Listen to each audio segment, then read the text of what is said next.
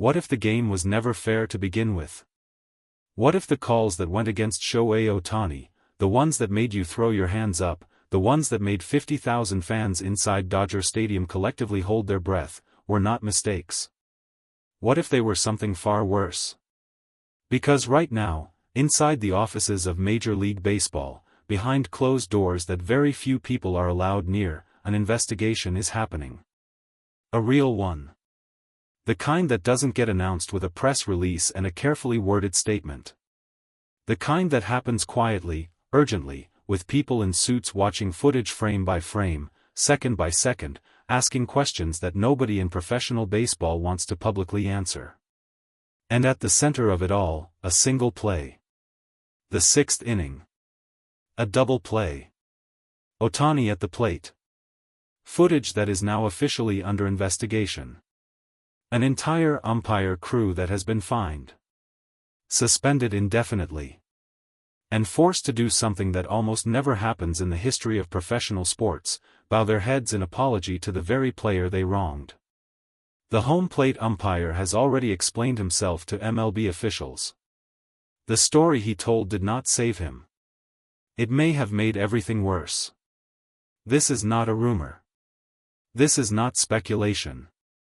This is the scandal that is sending shockwaves through every level of Major League Baseball right now. And it starts with one question: what exactly happened in that sixth inning? To understand why an entire umpire crew is now suspended and apologizing, you need to go back to that moment. That specific, now infamous moment in the sixth inning that looked wrong in real time and looks even worse on replay. Ohtani was at the plate. The game was at a critical point, the kind of moment where a single at-bat can shift momentum, change the energy in a stadium, and alter the entire outcome of a game. Everyone in that ballpark knew it. Everyone watching on television knew it. And the umpires behind home plate knew it too. What happened next is what investigators are now dissecting with a level of detail that has made everyone involved deeply uncomfortable. The double play call came quickly.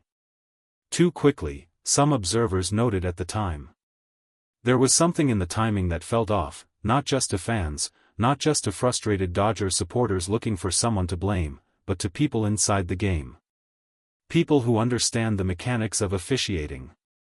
People who know what a correct call looks like compared to one that arrives half a second before it should.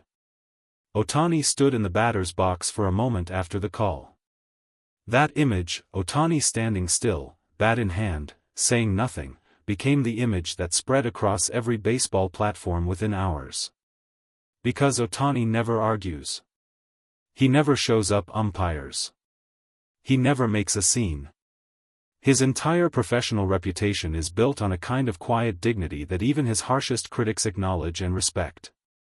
So when Shohei Ohtani stood in that box and simply stared, saying everything by saying nothing, even casual fans understood that something had happened that should not have happened. The cameras caught it. The footage was saved. And within 24 hours, it was sitting on the desk of MLB officials who could not look away from what they were seeing.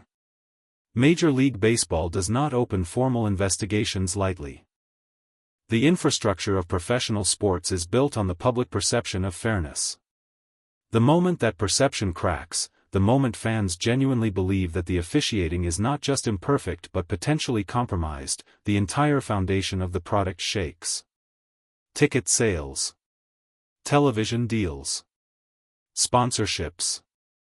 Everything that makes MLB a multi-billion-dollar enterprise depends on people believing that what they are watching is real and fair. So when the footage from the sixth inning began circulating and the questions being asked were no longer just about a bad call but about something more deliberate, MLB moved with a speed that surprised even veteran observers of the sport. The investigation was opened officially. The footage was pulled from every available angle: broadcast cameras, stadium cameras, umpire review systems, and supplementary angles that the public never sees during a normal broadcast.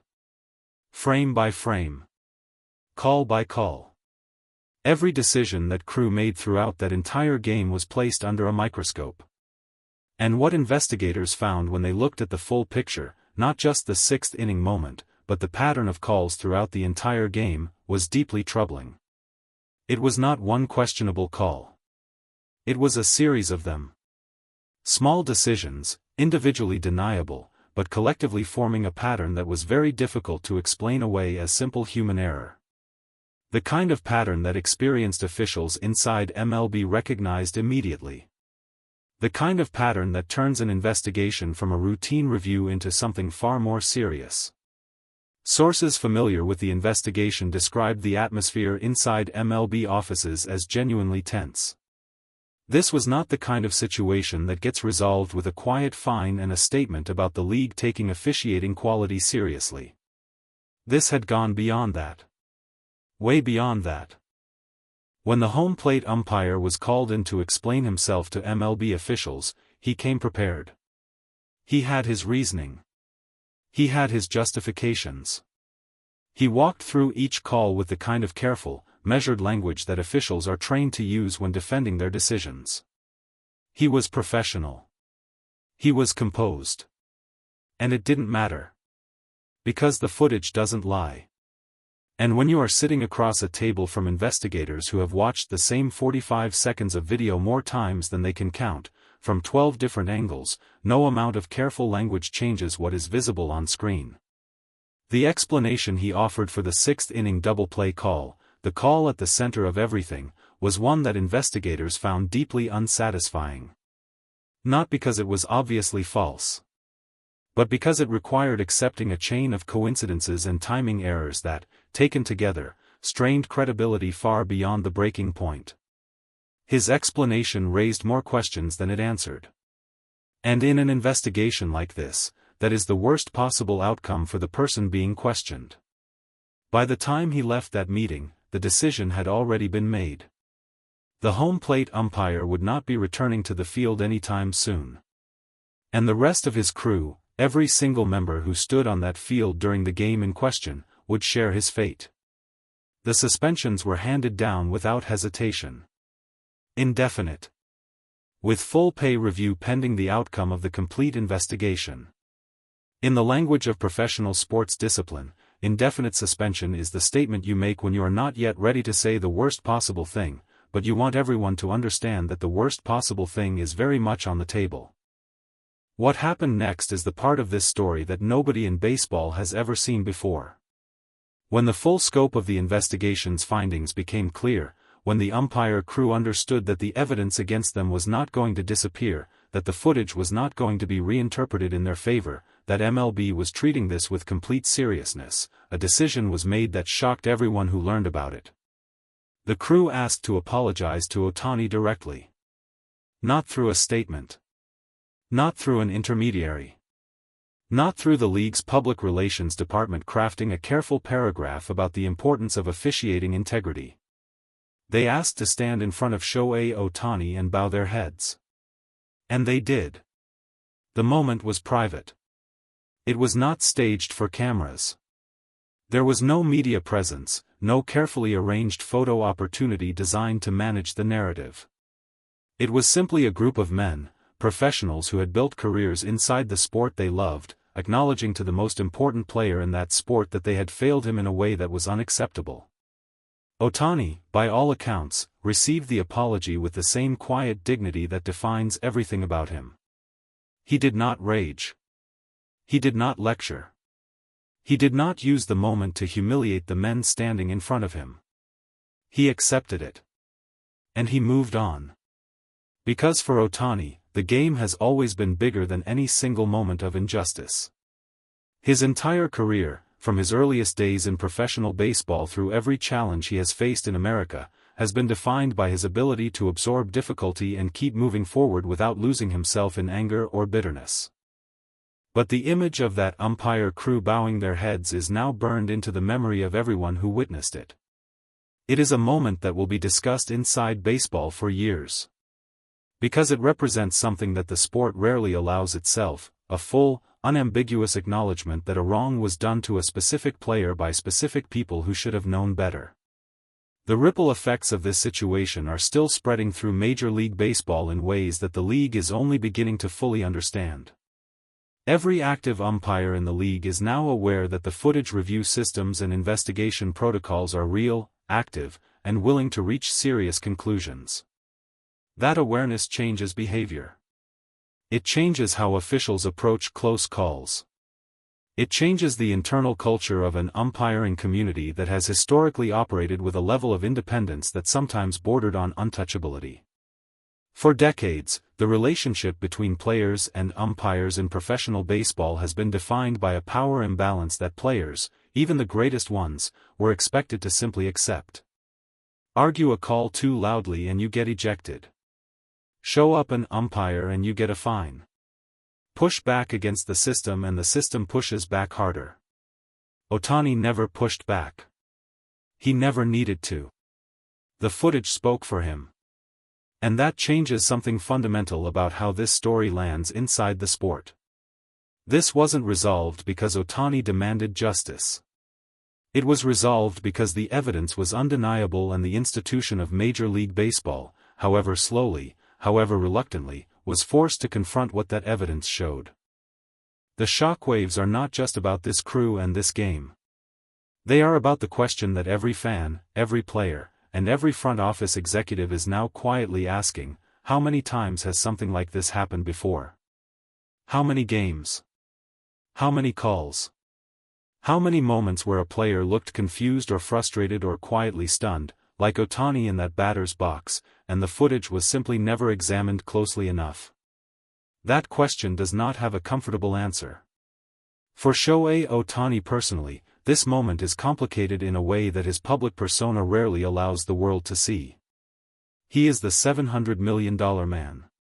He is the face of the sport.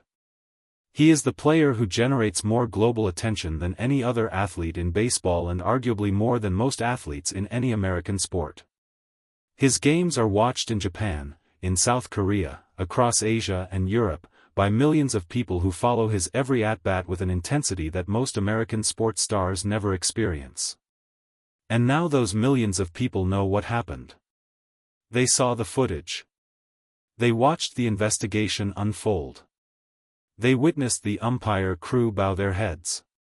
The anger that has been expressed internationally, particularly in Japan, where Ohtani is not just a sports figure but a national symbol of excellence and dignity, has added enormous external pressure to an already serious situation inside MLB.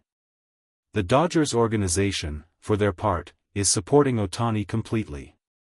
They are satisfied that the league took the situation seriously and reached the appropriate conclusions. But they are also watching carefully to ensure that the indefinite suspensions lead to the kind of structural accountability that prevents anything like this from happening again. Because for the Dodgers, this is about more than one game.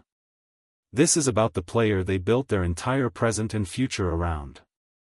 And protecting him, not just on the field, but from the kind of institutional unfairness that this investigation has now confirmed, is non-negotiable.